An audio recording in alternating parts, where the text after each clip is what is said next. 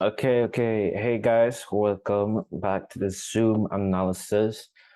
For those of you who may not know, I am the Homie Fletcher, owner and founder of the TrendFX Discord community and YouTube. All right, so we're just gonna get started quick with a few things coming up this week in the markets when we're looking at the charts here, right? So as of last week, coming to market close, what we saw happening was some JPY buying, right? We saw some yen buying. We saw this drastic move to the downside on yen, which is something very uncommon, right? And very significant as well as we step into this new trading week. Now, why did we note this? This large move to the downside, the upside for the yen, downside here on CAD JPY is mainly because of the Japanese central bank stepping in here, buying the yen to boost and bolster their currency, right? So as you can see here on the CAD JPY, this movement here was over 300 pips, right? And this was a span of 2 hours. As you can see, if we're looking at USD JPY, for instance, we can see that we had this large move to the downside, right? Expanding almost 500 pips in total, right? Basically 500 pips in total. Now, what does that mean for us heading back into this week? Well, it means that most likely we can see a retracement from the previous move to the downside, right? And why would a retracement look better or be even possible? Why do we look for a retracement in this market situation? Because we could check, especially here if we're looking at the USD JPY. Overall, we've been having a very clear and a very trending upward direction, upward market movement. Okay. So that's something that you want to note. The long-term movement of the markets was upwards. So we saw price continuously heading to the upside before we had that yen buying where price just came and wiped all those previous days data, right? Which would have been a good couple of days, right? These are the daily candles we're looking at here. So this was 1, 2, 3, 4, 5, 6, like 6 days worth of candle formation just wiped out by one candle, right? And again, we contribute this to yen buying. So if we're looking at this week, I think that we could possibly get some retracement back up with the overall trend. This yen buying does not actually mean that, okay, price is going to start going downward. So we should switch our overall bias when it comes to the market direction for this particular currency pair or any of the yen cross pairs, right? Because again, if we're looking at the overall trend, we have this upward momentum, upward direction happening. Okay. So yeah, yen buys, yen sells, right? Looks pretty good for me. Especially with the CAD JPY. This is one trade that I'm going to get into. Just looking for price to retrace back up to the starting point of that downward movement right here, right? So looking forward to seeing this actually play out. We're sitting around 2% on this. So we could see what we could possibly get out of that, right? Looking for this week in terms of the fundamentals. Let me just sign in here. We don't have much happening, right? Coming to the ending of the month, we do have some AD news, interest rate news, as well as on the beginning of November, we also have some more interest rates to look out for. So we do have some RBA talks. Looking at the continuation for this week, we can see we do have some inflation rate data for the AUD, CPI for the third quarter as well. So this year will play an important role looking at CPI data as well as these inflation numbers. You can see that we are actually expecting an increase in inflation on the inflation right this year, the year comparison for the third quarter, raising by 7% compared to the previous, as well as continuing on what we do have. We have some BOC news, monetary policy report. This would actually be very interesting for the CAD as well as interest rate decision. As you can see, we are looking to see an increase on the CAD interest rates by 75 basis point, right? So 0.75 points we are looking to see an interest rate increase on Wednesday. So this would be very important for the CAD as well, which actually bolsters the probability of seeing this rise even higher beyond this profit target that we do have set for this, right? So price could potentially push even higher for that when we do come to those news events. Continuing on, we also have the ECB interest rate decision as well. 2%. Again, we are looking at 0.75% a base point increase. So that is something that we could look and pay attention towards. And we do also have some GDP news and stuff like that, right? So we do have a fair amount of news coming up for this week. Interest rates for the AED and the euro. So sorry, not the AED, interest rates for the euro and the CAD, right? Expecting both having a 75 base point increase. So that is something that we'll pay attention to. Again, that just gives me more confirmation to probably see this pair right here on CAD JPY, see price actually continue upwards, right? The expectancy with that overall increase should help bolster price and get that continuation movement, that correction movement from this sell-off that we had here, right, in favor of the yen. Looking on, I have been mainly just trading the risk currency assets, which are the AD and the NZD pairs, just because they have more of a solid, more of a fundamental clarity in terms of the cross pairs that they are matched with, right? So AD CAD, again, expecting that CAD interest rate to actually bolster price. So from this region here that we saw price actually dipped up out of, right? Overall, before, if we look at the daily chart, we could see that we were in a sort of a range right here, right? So this is something that we could note. Price was just bouncing up and down between these two areas here, right? And eventually, at the ending of last week, we did see price actually pushed out of that area. We saw this kind of continuation happening right here, right? So this is where price was at, pushed out. We had that close on the day outside of that area.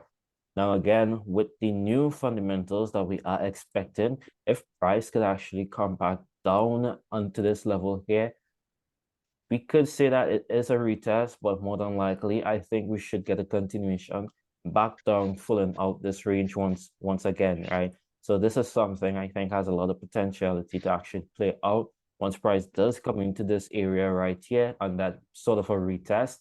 If we do get a break below the area, then a continuation lower seems more probable than actually looking for buys in this situation, especially when we have the fundamentals to kind of back that decision.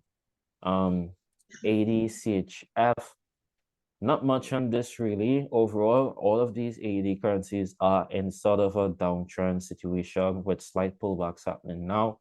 So all of this could be denoted as a pullback for continuation movements. But in terms of clarity, where we should get in on this move, not really seeing that much, right? On the recent days, so we had prices actually pushing higher. Okay, we could note that we did have a push past this area, price closed above this point. Again, why we use this as a point, draw this as a zone, is because we could see to the left-hand side, price came into this point multiple times, rejected. Then we had price pulling down, retested, pulling back down again. And then we had this sort of a movement back to the upside, right? So this is just where we're at right now. Kind of a mix fundamentals, mixed technicals right now. So if you're looking to enter this, I would say again, a pull back to the downside would give more of a higher probability, more clarification that we could see a continuation back down, right? And I'll actually target these lows, especially if we do see that movement back down. Okay. But right now it's kind of risky just because we did have this bullish push out of that area, right? So if we do see that retest coming back into that zone, we want to see a breakdown and then look for continuations to fill out this probable zone that we do have here and a continuation even lower. So that's something that also has a lot of potential to actually play out. AD, JPY, a little bit of a mixture on this, just because we did have that yen buying. Also the week AD. I won't look to get into this right now. So far, understanding anything that you like me to go further, please let me know or meet yourself. No issue at all, right?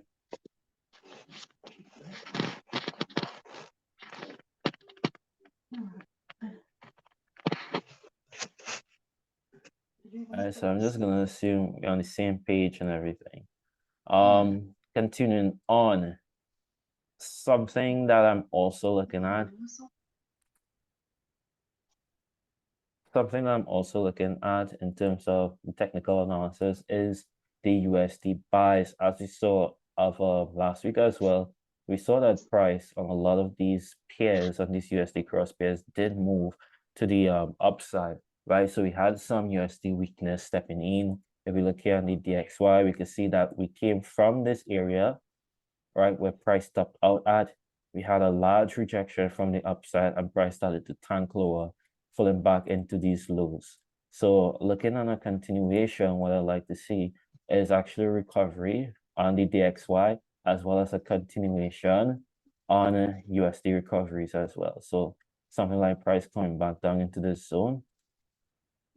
If we could actually see some levels forming below this area here, then I think we should get a continuation back down into these previous lows here.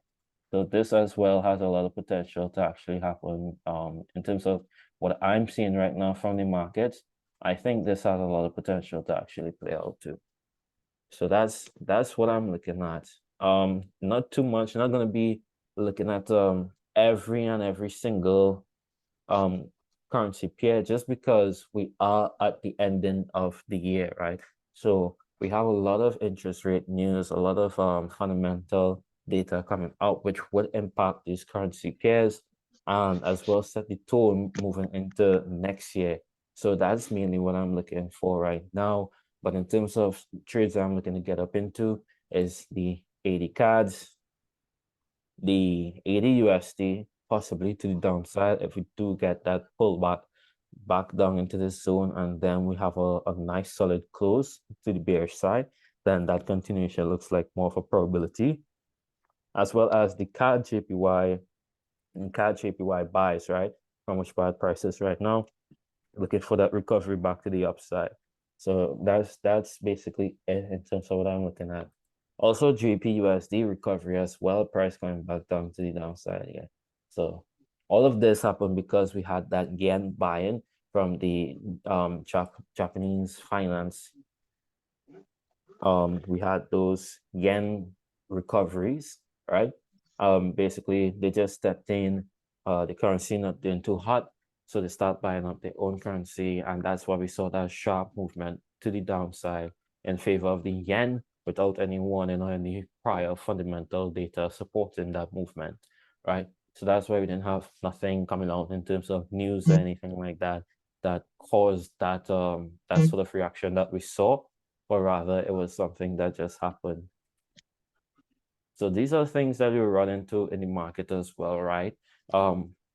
We can try to predict it as well as we could in terms of using our technical analysis, fundamentals, looking at the doing price action charting and whatnot.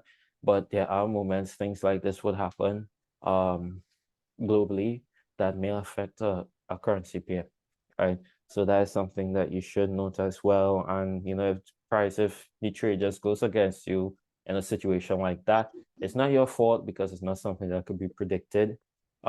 It's just something that you have to take in strides when it comes to trading the financial markets. All right. So if you have any questions, feel free to ask. You want me to look at any particular pair, feel free to ask as well. Like I said, I'm not watching all these currency pairs just because there's not much going on. And plus two, we don't have enough volume to see a lot of these movements play out. So that's why I'm looking at the ones that have clear fundamental biases as well as upcoming news events for them. So that will be a catalyst to see the actual price movement, seeing price go in whatever direction we want to see it going to, right? We have volatility and some volume kicking to basically account for that movement when it comes to how much risk to reward ratio we're looking at. So yeah. Nas 100. A lot of these also the indices, right? Also looking for recoveries from these as well as the USD picks back up. We should see the price movement on like NAS, US30 actually start heading downwards as well. So which part it is at this point, we can see that we are in a sort of a daily rejection zone. We do have multiple candles here rejecting it right from this area. So if price manages to close bearishly to the downside here, then I think we should fill out this range right here. We should fill out this range in between here. That looks like something that's probable as well. So that is something that has some potential to actually play out as well too. Once Nasdaq goes open. Right. And yeah, that's basically it. Not much discussed in terms of what's going on in the market right now. Again, just looking at those movements throughout the interest rate decision for the CAD and as well as the euro, if I could find it. We also have inflation stuff for the AD as well, right? But the CAD and the euro interest rates are what would really be the ones that we should see the most sort of movements. And again, if we have clear technicals, then we should see, we should get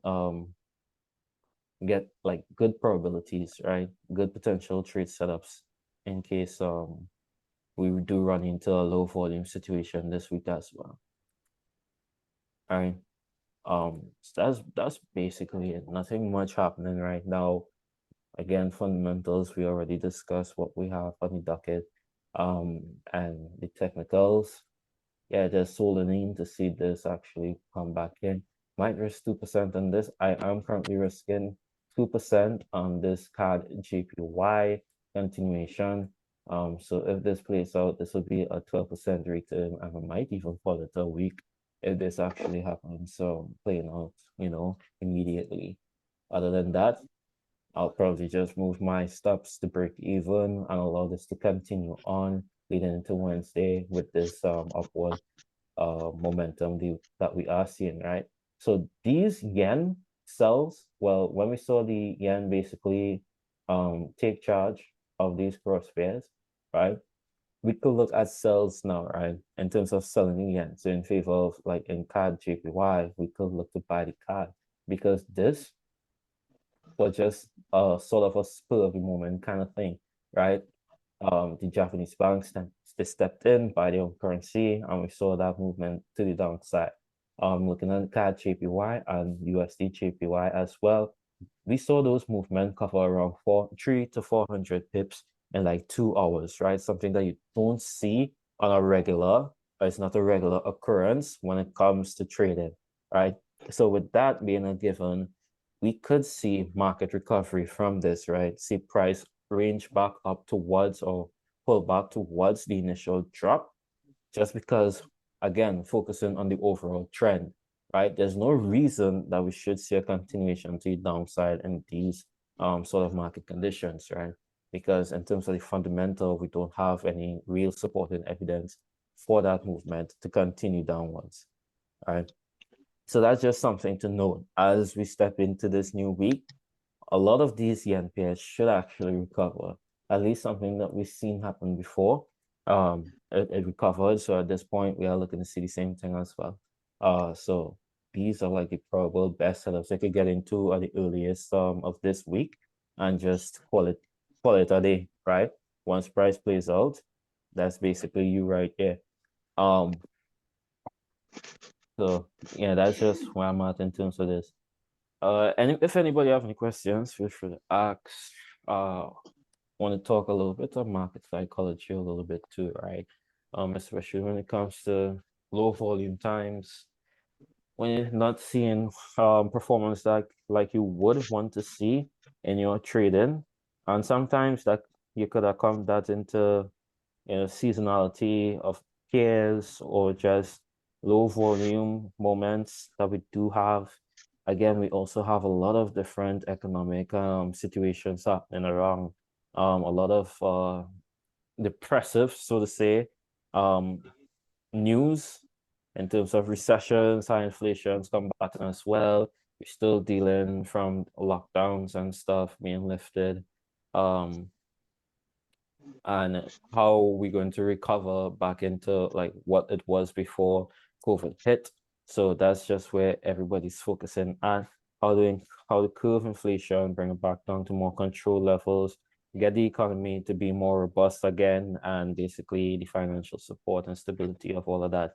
Right. So we do have a lot of fundamental activities happening and coming to take place. So that's something that you should note. And when it comes to your trading, you could expect things to be very volatile, especially when we have news happening. So in terms like this, for example, there will have been a lot of people in and CAD JPY buys, right? And as you saw at the ending of Friday, we did see this sell-off here, right? So that would affect some people who are swing traders, those who hold for multiple days, because you can see here this did wipe out a few days here. So that was 1, 2, 3, around 3 days, 4 days if you count this green candle here and this bullish candle that wicked up. And if you look at USD JPY, those who trade, the USD pairs more than the other currency pairs, they trade the USD mainly. You can see that this wiped out a couple of days as well. A couple of days worth of candles, right? 1, 2, 3, 4, 5, around 6 candles in total, right? So those who would have been like swing traders, intraday traders who hold in long positions, you can see just how nasty this looking, right?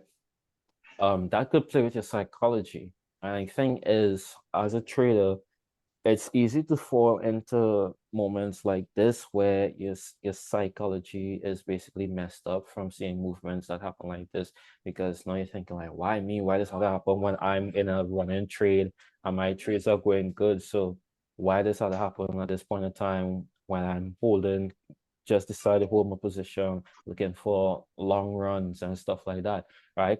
And you shouldn't allow yourself to get into those sort of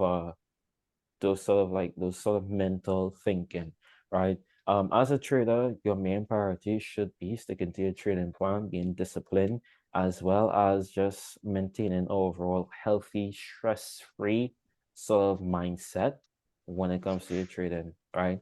Um, and we'll talk about ways that you could do this in later Zoom calls as well. But in terms of now, you need to identify certain habits that are like common for traders, especially those that may come from sort of struggling financial background, because everybody looks to trading as a way out of their financial hardships, right? And nobody says no, that's not possible. It is possible. It's possible to make a lot of money from trading. There's a lot of people that do it consistently too, right? And that's something else. You should never compare yourself to other traders, right? But when it comes to being consistently profitable, it doesn't come from worrying about the profits themselves. It doesn't come from telling yourself, okay, I need to make a certain percentage return at the ending of every month, at the ending of every week, or anything like that. It comes from focusing on a plan, executing it, and being disciplined with what you're doing. All right. And the thing is, you need to treat trading like a business, right? You don't just go willy-nilly, do whatever you feel like doing when you have a business, operating a business of your own, right? You need to have set a clear set of rules and a clear set of goals set for yourself, which is the same thing for trading, right? You need to have a clear set of rules and goals for yourself. And that is something that you should always keep in mind. If you have to laminate it on a piece of paper, stick it up, put it on a sticky notes every time you open your laptop and you look to go and trade, or you turn on your computer and you look to go and trade, or when you're going to trade, you have a notebook, and each day you have the goals that you have for yourself when it comes to when you open those charts, right? You're looking for your setups, identify your rules, whatever your plan is, you follow that plan and you take the trade. If the trade works out, then great. If it doesn't work out, then okay, you take a loss, you come back the next day, right? If you trade 2 times a day, you take 2 L's back to back, then you close off your laptop, you find something else to do, right? And you continue on with your trading the next day and the day after that and so forth. And eventually, if you do have a plan that works for you and something that you backtest over multiple times, right? Then you know for a fact that eventually, if you do stick with this, then it will work out, something will pan out, you'll win your trades, and your overall wins versus your losses would be greater, right? So that is something that you should know for yourself. Another way that you could possibly take a lot of stress away from yourself when it comes to trading is, well, we should talk like one of the stressful factors is basically when you do have your own money at risk, right? So risking your own capital could affect your judgment as well when you're trading. So something that you could do is look towards getting funded, becoming a funded trader, whereas you don't have to worry about risking your own capital every time you do take a trade. And if you're profitable, then that's great as well. But if you do end up running into a loss or more than one losses or something like that, it doesn't impact you as hard as when you are trading with your own money, you're taking your paycheck week by week or every two weeks or something like that, and you put in or setting aside some money into a trading account, and the trades that you take, you're just losing them back to back, right? So that's like one of the good things about becoming funded. It takes away that burden, that stress that comes with using your own capital, putting that as risk, right? So that's just like a little tidbit for you guys, person that watching, and also the ones that may come to watch this video as well, because this is recorded. So yeah, just take it in strides, follow along your plan, and eventually things would work out. You just need to have some patience with yourself and patience with the market, right? Obviously, not everything's gonna work out when you want it to happen, which is why trading is probably one of the hardest things to do, right? Because it requires a lot of patience, it requires a lot of discipline. You need to be able to control yourself. And sometimes the hardest thing to do as a trader is not take a trade at all, right? And that would lead you to becoming even more profitable once you understand that. So yeah, hopefully this was informative. If you have any questions, feel free to reach out to me on Discord. You could comment on this in the comment section, as this will be posted to YouTube as well. And since this is going on YouTube channel, leave a like and subscribe for future updates when I do these Zoom calls, as well as the live sessions that I do have Wednesdays from 9 a.m. to 11 a.m. 2 hours straight. We've just come to each other, discuss stuff happening, and we do have some news events coming up that day as well. So it'll be interesting to see what actually happens too. All right. So thank you for joining in. Yeah, any questions that you do have for me, feel free to reach out to me in the Discord. I do reply back relatively quick, right? And I'm here to help 24/7. So yeah, reach out to me at any time. Peace and call it a day.